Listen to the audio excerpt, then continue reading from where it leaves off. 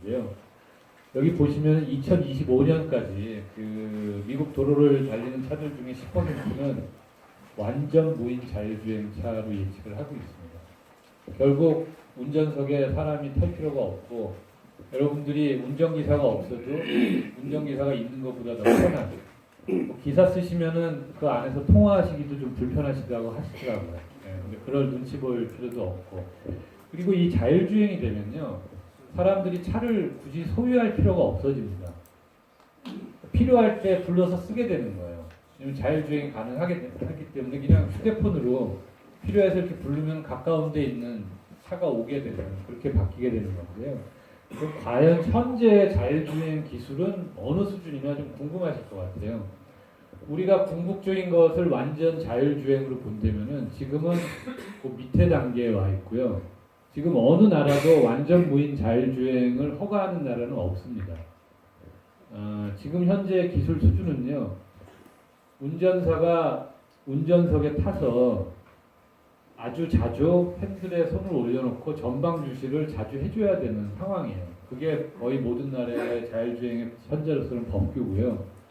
그렇지만 그 일반 도로 말고 특정 공간, 예를 들어 쇼핑몰의 주차장이라든지 아니면은 개인의 주차장 같은 데서는 사람이 없어도 차가 주차할 수 있는 그 정도 수준까지는 됩니다.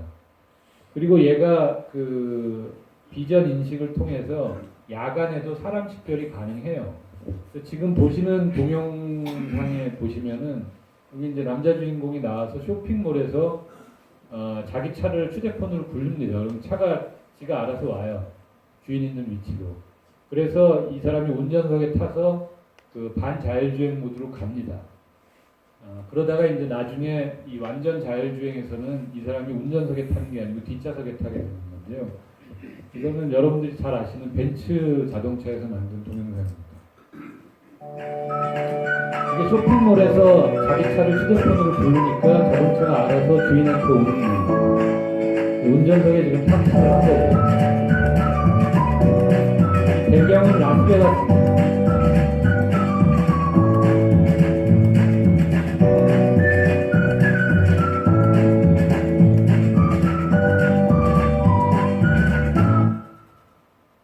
야간에 도로주행을 하다가 보행자를 인식을 해서 차에서 친절하게 생각보다 비까지 쌓아줍니다. 지금은 현재의 기술은 아니고요. 미래에 완전 무인 자율주행이 되면은 편하게 뒷좌석에 타서 가는 그런 동영상이 되겠습니다. 현대에서도 아이오닉이라는 전기차를 가지고 올 2월에 라스베가스에서 야간 주행을 성공적으로 마쳤어요. 하지만 아직 이 자율주행이 인식하는 비전 시스템은 야간에도 굉장히 정확하게는 판단이 되지만 야간에 비가 오면 얘가 헤맵니다. 사고 위험성이 굉장히 높아지기 때문에 아직까지는 기술이 완전 무인 자율주행을 가기까지는 한 5% 정도 부족한 상황입니다. 이 자율주행에 불을 지핀 나라는 미국이고요. 2012년에 시작해서 현재까지 한 미국 9개 주에서 사실은 반자율주행을 허가를 했는데요. 아까 말씀드렸듯이 법규는 꼭 사람이 운전석에 타야 된다. 면허증이 있는 사람이. 그 다음에 전방 주시를 해야 된다고 얘기를 하고 있습니다. 이 자율주행에 불을 지핀 메이커는 여러분들 잘 아시는 전기차 테슬라입니다. 테슬라가 2015년에 이런 SUV를 내놓으면서 오토파일럿 기능을 추가를 했어요. 유튜브 보시면요. 저 오토파일럿에 관련된 동영상이 굉장히 많이 나오는데 초창기에는 사람들이 운전석에 타서 이제 핸들 놓고 자율주행이 얼마나 제대로 되는지 테스트하는 영상들이 많다가요. 나중에는 운전석에 안 탑니다. 운전석은 옆자리에 탔다가 점점 대담해져요. 뒷자리에 타요. 그리고 자기가 이 실제로 촬영을 해서 유튜브에 올리는데요. 그러다가 자동차 역사상 두 번째로 중요한 사망사고가 나타납니다. 언제? 작년 5월 미국 플로리다에서. 근데 그 사망자는 공교롭게도 테슬라 협력업체 대표였어요. 나이가 되게 젊어요. 42살. 조슈아 브라운이라는 그 백인인데요. 이 친구가 플로리다 고속도로에서 운전석에 앉아서 그 자율주행 모드로 갔는데 DVD 플레이어로 해리포터를 보고 있었다고 추정이 된대요. 그러다가 그 고속도로상에서 좌회전하는 큰 트레일러를 이 오토파일럿이 인식을 못하고 그냥 전속력으로 들이받습니다. 여러분들 트레일러가 층고가 높잖아요. 제가 사고 사진을 봤더니 이 위에가 다 쓸렸어요. 그러니까 즉사를 한 겁니다. 미국 교통안전국에서 7개월에 걸쳐서 이 사고 조사를 해서 올 1월에 그 사고 조사 발표를 했는데 굉장히 뜻밖이었습니다. 발표 내용을 종합해 보면은 이 오토파일럿이 구름하고 이 트레일러가 흰색이었대요. 이 트레일러를 잠시 구분을 못해서 일어난 사고 같은데 사고의 책임은 전방 주시를 태만한 운전자에게 있다. 그러면서 메이커의 잘못도 아니고 플로리다 주정부의 잘못도 아니다라고 해서 결국은 운전자 책임으로 돌리고 닫았습니다. 근데 제가 기술적으로 아는 수준 내에서는 아까 보셨잖아요. 야간에도 이 비전인식이 굉장히 정확하게 하는데 날씨가 약간은 좀 흐렸겠죠. 그런 날씨에서 충분히 가능하거든요. 이 구름하고 트레일러를 구분 못한 수준은 아닙니다. 기술이. 그렇지만 여기 혹시 자동차 급발진 사고를 경험해 보신 분이 있을지 모르겠지만 이 급발진 사고와 마찬가지로 이 기계라는 게 정말 만에 하나 0.1초, 1초 정도 잘못 오작동을 하면은 바로 이런 사망사고로 이루어질 수 있는 위험성이 있는 거예요. 그래서 이 완전 무인 자율주행까지는 기술이 100%다 됐다고 하더라도 이 사회적인 합의가 이루어지지 않는 한은 쉽지 않을 것 같습니다.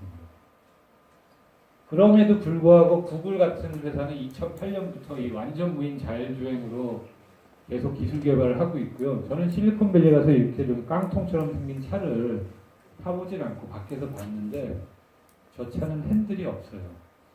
그 말인즉슨 완전 무인 자율주행으로 이미 8년 동안 캘리포니아 방방곡곡을 다 다녀서 어떤 사람보다도 정확하게 캘리포니아 내에서는 무인 자율주행이 가능하다고 하고요. 아마 2020년 정도는 가능할 것 같고 캘리포니아 특정 지역에서는 올해 말에 이런 완전 무인 자율주행 테스트 베드를 만든다고 합니다. 그래서 2030년까지는 전 세계 차량의 40% 정도는 완전 무인 자율주행이 가능하리라고 봅니다. 사실 이런 세상에 오면 장애자분들도 편하게 이동하실 수가 있습니다. 자기 차 불러서 휠체어 타고 바로 차에 해서 휴대폰이라든지 음성으로 군포 상공회의소 가자 그러면 차가 알아서 가거든요. 그런 세상이 그렇게 멀지가 않습니다. 기술적으로는 한 5년 내면 충분히 가능하고요. 그걸 하기 위해서는 국가라든지 사회에서 이런 거와 관련된 제도를 빨리 정비하는 게 필요합니다. 자, 드론 얘기 잠깐 드릴 텐데요. 군사용으로 시작됐지만 올해부터 이미 배송용으로 많은 데서 쓰이고 있고요. 우리나라에도 작년에 도입이 됐는데 드론이 사람 생명을 살리는 앰뷸런스 드론이 도입이 됐습니다. 여러분 도시에서 앰뷸런스를 불러서 7분 만에 오기 굉장히 쉽지 않습니다. 근데 심혈관계 질환자들은 골든타임이 7분이기 때문에 하지만 앰뷸런스 드론은 반경 3km를 3분이면 도착을 하기 때문에 이 앰뷸런스 드론을 통해서 사람의 생명을 살리는 사례가 많이 나타나고 있고요. 주로 소방서에 비치되어 있습니다. 웨이터 드론은 이 드론을 마케팅에 활용한 굉장히 재밌는 사례인데요. 실질적으로 런던에 한번 가보시면은 요 버거라는 햄버거 체인점이 있습니다. 근데 그 햄버거 체인점 사장이 이 스시를 좋아한대요. 그래서 스시 레스토랑을 나서 대박을 치고 싶어서 스시 장인한테 찾아가서 물어봅니다. 내가 2차 저차에서 스시 레스토랑을 낼 텐데 어떻게 하면은 대박을 칠 수 있냐 했더니 스시 장인이 딱 하는 얘기가 내 손에서 빚은 스시가 1분 안에 손님 입속에 들어가면 아마 당신 레스토랑은 대박을 칠 거다라고 해서 이 드론을 트레이, 접시처럼 해서 활용을 한 사례입니다. Is it a bird? Is it a plane? No, that's a flying tray of sushi. Yeah, chain restaurants Yo Sushi has launched what it claims is the world's first flying tray. The Japanese food franchise is trialling the invention dubbed the iTray at its UK flagship store in central London to celebrate the release of its new Yo Burger. CEO Robin Rowland can tell us more. The iTray concept came from our thinking of how we're going to show people how light and exciting and fun this food type is. 예, 사실은 스시 장인이 스시를 만들어서 이 트레이에 딱 올려놓으면 대부분 20초 안에 손님한테 이 배송이 가능하고요. 여기 쓰인 드론은 1000파운드, 한 145만 원 정도 되는데 이거 투입해서 2주 만에 본전 다 뽑았다고 합니다. 그리고 여기 보셨듯이 사람들이 굉장히 재밌어하기 때문에 지금 두 번째, 세 번째 그 스시 체인점을 구상을 하고 있다고 하는데 이거는 뭐 제가 지어낸 얘기가 아니고 뉴스에 나온 사실이고요. 혹시 여기 뭐 외식업을 하시는 분이 계시면은 이 드론이라는 게 활용도가 굉장히 많아요. 공장에서도 활용을 할 수가 있고요. 그래서 뭐 마케팅뿐이 아니고 여러분들이 하시는 어떤 업종에 한번 어떻게 적용을 하면 좋을지 생각하시는 계기가 됐으면 좋겠습니다. 다음에는 이 도시하고 ICT가 융합되면 스마트 시티를 지향을 하게 되는데요. 여기에 대표적인 티핑 포인트는 5만 명 이상 거주하는 신도시인데 신호등이 하나도 없는 도시가 가능하다고 합니다. 제가 위례 신도시에 이제 작년에 이사를 왔는데요. 벌써 교통체증이 있어요. 거기도 인구가 한 5만 명 가까이 되는데요. 이 얘기는 뭐냐면은 커넥티드 카라는 용어를 많이 들어보셨을 거예요. 자동차가 그 도로랑 소통을 합니다. 리얼타임으로.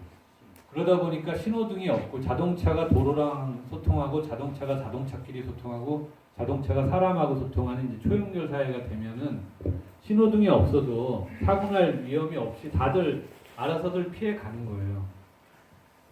최근에 나온 영화에서 보니까 뭐 분노의 질주인가 거기 이제 최근 편을 보면은 이제 이런 완전 무인 자율주행 시대가 왔는데 또 나쁜 마음을 먹은 악당이 이 시스템을 해킹을 합니다. 그래서 사회가 대혼란에 빠지고요. 주차 타워에서 차량이 막 공중에서 막 떨어지는 거예요. 이 시스템을 해킹을 하니까. 물론 좀 그런 위험성도 있긴 하지만 이 시대가 되려면은 현재의 기술 가지고는 안 됩니다. 우리가 쓰고 있는 LTE 기반의 4세대 통신 가지고는 이 트래픽을 이겨낼 수가 없어요. 그래서 여러분들 그 광고 보시면은 우리나라 이제 내년에 평창 올림픽 하는데 세계 최초로 5세대 5G 통신을 쓴다는 얘기를 좀 들으셨을 거예요. 근데 5G 통신이라는 게 현재 통신 속도보다 속도는 100배 빠르고 대역폭도 한 100배 넓습니다. 사실 그 정도는 돼야지만 이 커넥티드 카가 이 돌아다니면서 사고 없이 돌아다닐 수가 있기 때문에 요거는 제가 조심스럽게 예측을 해보면은 우리나라가 이 5G 통신을 전 세계에서 최초로 할 거기 때문에 아마 전 세계에서 이게 가능한 도시가 세계 최초로 나올 것 같고 그 시점은 한 2020년 정도면 가능하지 않을까 합니다. 뭐 어쨌거나 이 스마트 시티가 지향하는 바는 크게 세 가지인데요.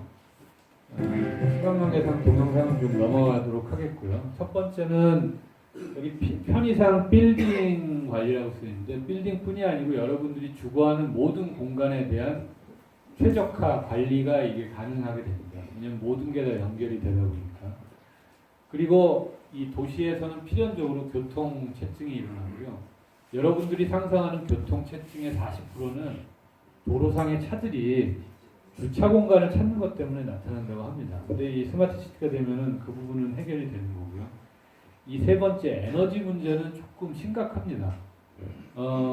여러분 기후변화, 온난화 얘기 많이 들으시는데요. 지금 이 상태로 우리가 그 온난화를 방치하게 되면요. 2100년 정도 되면은 기온이 4.5도씨 정도 올라갑니다. 현재보다. 그러면요. 뭐 4.5도씨 올라가는 게 뭐가 대수야 이렇게 얘기하실 텐데요. 4.5도씨가 올라가면은 지구상에 있는 섬나라는 대부분 물에 잠기고요. 일본도 국토의 한 80%가 물에 잠긴다고 합니다. 뭐 일본이 국토의 80%가 물에 잠기면은 뭐 그렇게 기분 나쁜 일은 아니죠. 농담이고요. 그렇게 되면 대한민국도 사실은 한 40% 정도가 물에 잠긴다고 하고 굉장히 심각한 이제 환경 파괴가 되는 건데 그래서 그거를 방지하고자 2015년 12월에 파리에서 지구에서 전기가 나오는 나라의 대통령은 거의 다 모인 것 같아요. 195분 정도가 모이셨고 거기 지금 구치도 가 계신 분도 거기서 키노트를 하시면서 그 대통령들이 다 어디든가에 사인을 합니다. 어디다 사인을 하냐면은 탄소 배출량을 2030년까지 현재 대비 몇 프로 줄이겠다고 사인을 해요. 대한민국은 무려 37%나 줄이겠다고 했습니다. 근데요, 2030년까지는 인구가 계속 늡니다. 30년을 기점으로 해서 좀 줄기 시작할 거고요. 지금 이런 4차 산업혁명의 과학기술의 혜택 때문에 해외에 나가 있는 많은 공장들이 자국으로 들어오는 리쇼링 현상들이 나타나고 있어요. 왜냐하면 굳이 인건비 때문에 이제 해외에서 공장을 운영할 필요가 없습니다. 공장이 더 많아지는데 탄소는 줄여야 된다. 쉬운 일이 아니죠. 그렇기 때문에 저 에너지 쪽에 굉장히 더 많은 기술 개발이 필요하고 거꾸로 얘기하면은 사업계에서 굉장히 많은 겁니다. 이거 37% 못 줄이면요, 그냥 망신만 당하는 게 아니고 뭔가 페널티도 물게 돼 있습니다. 그래서 저 부분에 대해서 아마 대한민국 정부도 굉장히 많이 신경을 써야 됩니다. 자, 보셨듯이 이런 스마트 시티가 되면 굉장히 많은 데이터, 커넥티드 카만 해도 엄청나게 많은 데이터들이 잘 소통이 돼야지만 이 사회가 무리 없이 돌아갈 수가 있는데요. 여기서 많은 데이터들이 나오죠. 그래서 어떻게 이 인공지능의 의사결정을 하느냐에 대한 티핑 포인트는 미국 최초의 로봇 약선이 이미 10만 개가 넘게 도입이 되어 있습니다. 이 로봇 하니까 이 사람 휴머노이드 로봇 생각하시는데 챗봇 형태예요. 그리고 인공지능이 기업 감사의 30%를 수행을 한다고 합니다. 여기 기업 감사 하시는 분이 안 계셨으면 하는데요.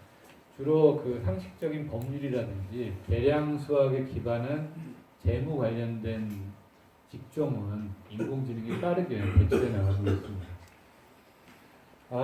인공지능에 대한 그 정의는 제가 따로 말씀드리지 않겠습니다. 작년에 그 알파고, 이세돌 부장님과의 그 해프닝을 벌인 알파고 때문에 인공지능이 뭐 정도라는 건 다 아실 텐데요. 하나만 말씀을 드리면 인공지능 얘기 나오면서 이제 기계학습, 머신러닝, 아니면 딥러닝 얘기를 많이 들으셨을 텐데 인공지능이 이 기계학습 전 과부가 많이 틀려집니다. 기계학습 전에는 사람이 넣어주는 데이터만 인공지능이 받아들였어요. 근데 지금은 인터넷에 연결만 시켜놓으면요, 우리가 언어를 배우고 사물을 인지할 때 보면 이 뇌에서 복잡한 신경망이 작동을 하게 됩니다. 그 신경망 작동하는 알고리즘을 기계에 접목시킨 게 딥러닝입니다. 근데 이 딥러닝은 중요한 포인트긴 하지만 제가 아무리 말로 쉽게 설명드려도 아마 나가실 때 정도 되면은 딥러닝이 뭔가 하실 거예요. 그래서 제가 이것도 오랫동안 좀 기억을 하시라고 동영상을 한 편 준비를 했는데, 요거는 인공지능이 딥러닝을 통해서 어떻게 학습을 하는지 사람과 굉장히 유사하게 학습할 수 있는 아주 좋은 케이스입니다. 일명 뽀통령이라고 불리죠. 뽀로로 좋아하는 아이들 참 많습니다. 아이들에게는 좋은 친구이자 선생님이기도 한데 컴퓨터 인공지능에게도 그런가 봅니다. 국내 연구진이 인공지능에게 뽀로로를 보여줬더니 똑똑해졌다고 합니다. 이정훈 기자입니다. 뽀통령이라는 신조어가 만들어질 정도로 어린이에게 환영받는 만화영화 뽀로로. 국내 연구진이 컴퓨터 인공지능에게 뽀로로를 보여줬습니다. 먼저 13편을 본 뒤 인공지능은 연구자가 던진 주제어에 대해 단편적인 정보만을 나열합니다. 그런데 180여 편을 다 보여주자 상황이 달라집니다. 똑같은 주제어를 줘도 이미지와 자막의 정교한 조합을 만들어냅니다. 만화영화를 본 컴퓨터가 스스로 학습해 등장인물과 성격, 그리고 상황들을 파악한 겁니다. 에피소드가 쌓여가면 쌓여갈수록 이제 뽀로로가 어떤 단어로, 뽀로로의 성격이 어떤 단어로 가장 잘 표현될 수 있는지, 어떤 문장으로 표현될 수 있는지. 예, 보셨듯이 사람과 학습하는 방식 거의 유사하게 학습을 하고 있는데요. 현재 이 인공지능의 수준은 어떤 거냐면요. 사람은 사실은 지난 수십만 년 동안 진화를 해왔어요. 그래서 이 로봇가 이 사람의 능력 중에 가장 하기 어려운 게 이족 보행이라고 합니다.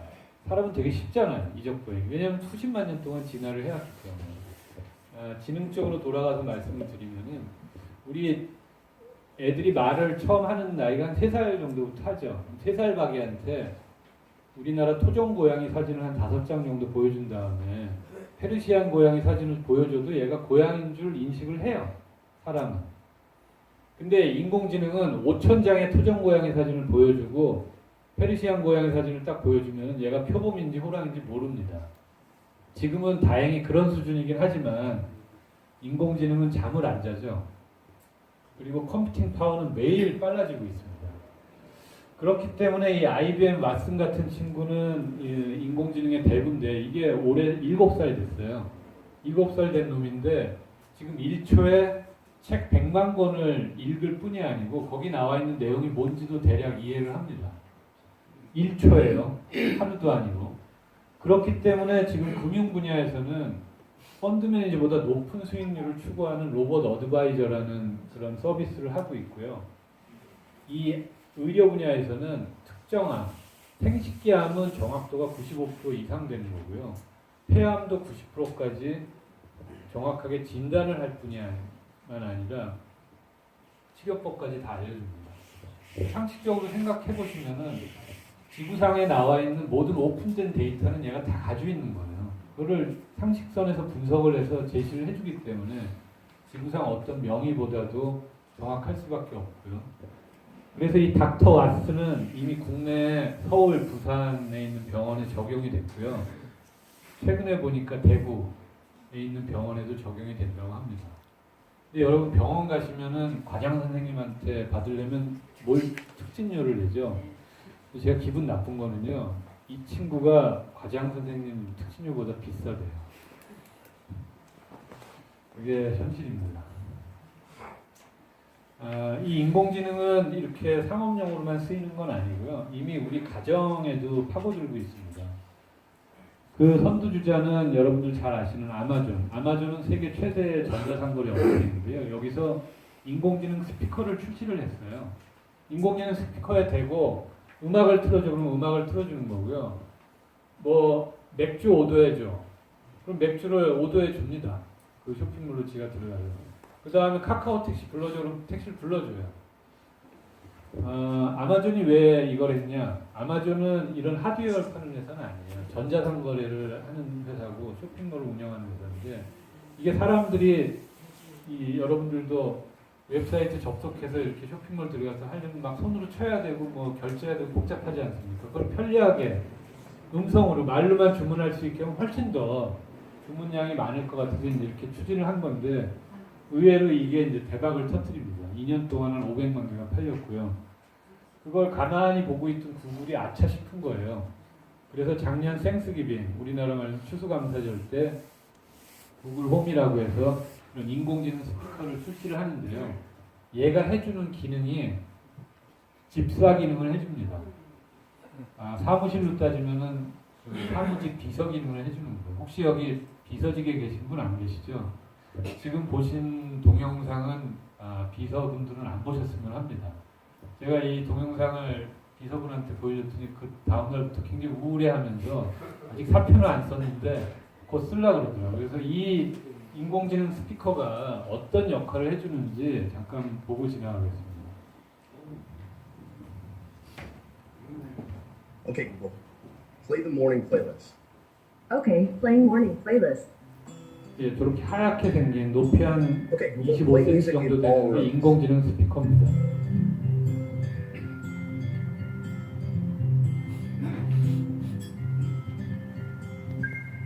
Okay, Google, I'm listening. Your flight to Portland is delayed by 30 minutes. Change my dinner reservation tonight from 7:30 to 8. Your reservation at Andina is now confirmed for 8 p.m. Hey Google, text Louise. Flight is delayed. Dinner moved to 8. Okay, message sent. Morning. Morning. Hey Google, turn the lights on in Kevin's room. I thought you finished that already. I forgot. Okay, Google, what's apples in Spanish? Manzanas. Hey Google, has my package shipped?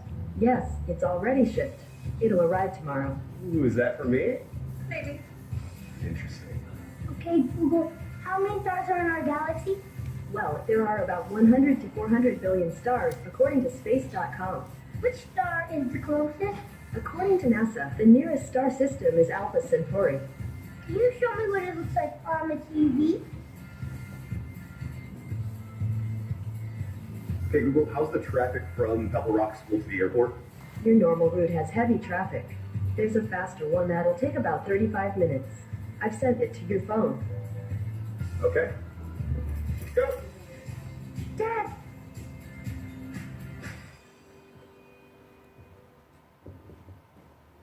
Hey Google, what's on the calendar today? The first event is Space Day at Kevin's school. It starts at 8 a.m. Space Day. Are you ready, buddy? ready. Let's go.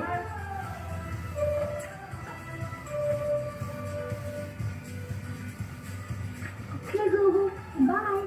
Goodbye. 이런 게 집에 있으면 정말 편리하지 않을까요? 제가 이 동영상을 작년 8월에 보고요.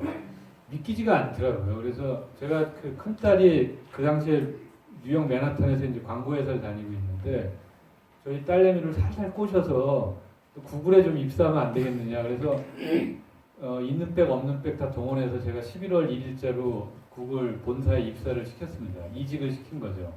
그래서 첫 번째 미션을 준 게 저게 사실인지 이실직고를 해라. 그래서 일주일 만에 이제 저한테 돌아온 대답이 이건 사실이긴 하지만 이 정도로 빨리 반응을 해주려면은 4주에서 6주 정도의 시간이 필요하대요. 그러니까 구글에서 커맨드 베이스로 넣는 거는 굉장히 빨리 대답을 해주지만 새로운 거에는 한 번쯤은 이게 거쳐야 된다고 합니다. 그렇지만 4주, 6주 정도 참아서 이 정도 거의 이게 가격도 한 150불밖에 안 해요.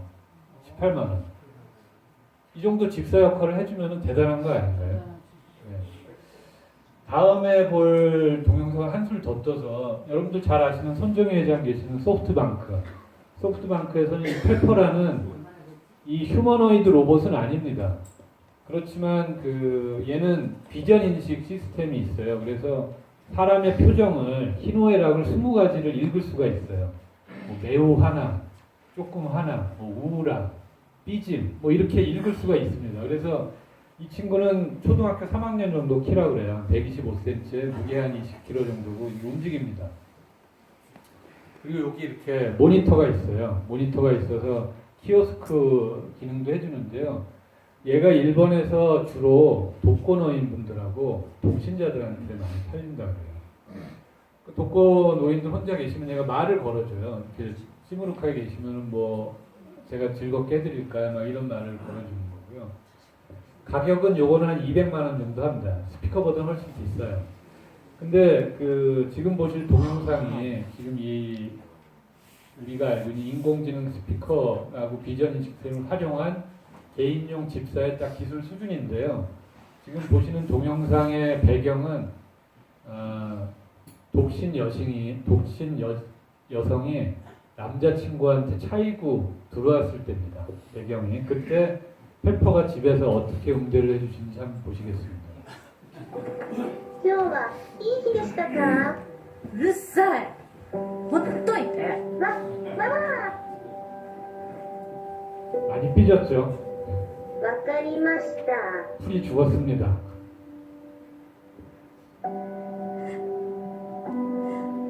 페퍼가 뭔가 고민을 합니다.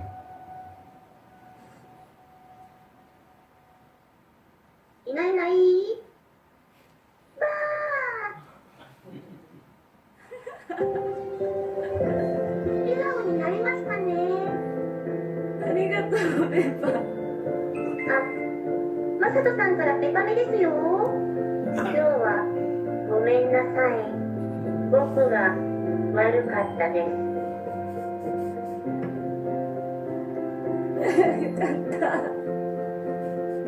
よかったのに泣くんですか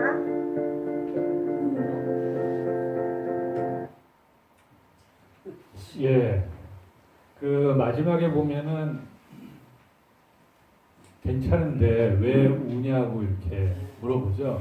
아직 로봇이 사람의 그런 미묘한 감정까지는 이해를 하지 못하는 겁니다. 어제 페퍼가 배송되어 왔는데 이렇게 해줄까요? 요건 시간 더 걸립니다. 그래서 실질적으로 제가 일본 이 페퍼 사이트에 가서 보면은 조금 성질이 급하신 분들은 한 3주 만에 반품을 한다고 해요. 그리고 조금 약간 치맥기가 있으신 분들이 이걸 구매를 하게 되면은 또 반품을 한다고 하고요. 그러니까 그만큼 이렇게 정말 사람처럼 대응을 해주기에는 아직 많이 부족한 상황이긴 한데, 근데 써보신 분들은 또 이 정도만 해도 굉장히 도움이 많이 된다. 그리고 여기 200만 원에 팔리는데 뭐 리스도 해준다고 합니다. 우리나라에서는 이 인공지능 스피커는 통신 3사를 필두로 해서 이미 제품이 나와 있고요. 뭐 조만간 저런 형태도 나올 것 같습니다. 자, 그 4차 산업혁명이 가져오는 5가지 메가 트렌드에 대해서 웃고 즐기시는 가운데 벌써 한 번씩은 다 훑어봤는데요. 제가 랩업을 한번 다시 드리면은 이 4차 산업혁명은 3차 산업혁명과 틀리게 3차 산업혁명도 ICT가 주인공이었어요. 3차 산업혁명은 ICT를 중심으로 해서 연결이 돼 있는 거였고요. 4차 산업혁명이 3차 산업혁명과 다른 거는 융합이 된 겁니다. 그게 융합이 되면서 좀 더 폭발적으로 나온 거고요. 그렇다 보니까 모든 것이 연결되는 이제 초연결 사회가 된 거죠. 거기서 나오는 여러 가지 데이터들을 인공지능이 분석해서 사회한테 최적의 결정을 내리는 것이 가능해진 사회입니다. 네. 여기까지가 제가 말씀드리고자 하는 일부가 끝난 거고요. 제가 또 여러분들이 너무 경청을 해주셔서 여러 가지 사례를 조금 자세하게 말씀드리다 보니까 좀 시간이 많이 돼서 또 가셔야 되는 분도 있다고 해서 제가 여기서 5분만 딱 쉬고 뒷부분에 우리 개인한테 어떤 영향을 미칠지에 대해서는 한 10분 정도 말씀을 드리고 마무리를 하겠습니다. 괜찮으실까요? 그냥 이어서 계속해도 될까요? 네. 그럼 혹시 여기까지 질문이 있으신가요? 질문은 마저 하고 듣도록 하겠습니다. 그래서 우리에게는 이제 어떤 영향을 미칠지 아마 일자리 변화에 대해서 많은 분들이 걱정을 하고 계십니다. 뭐 인공지능이 이제 공장장 역할을 하는 거 아니냐, 스마트 팩토리가 되면은. 자율주행차가 되면 당연히 대리기사들, 택시 운전사들은 난리가 난 거죠. 그래서 이제 내 직업은 어떻게 될 건지에 대해서 고민을 많이 하실 텐데요. 이미 그 여러 출처에서 보면은 앞으로 사라질 직업, 뭐 여기 20년까지 표현이 됐는데 제가 볼 때는 뭐 5년에서 10년 정도면은 이런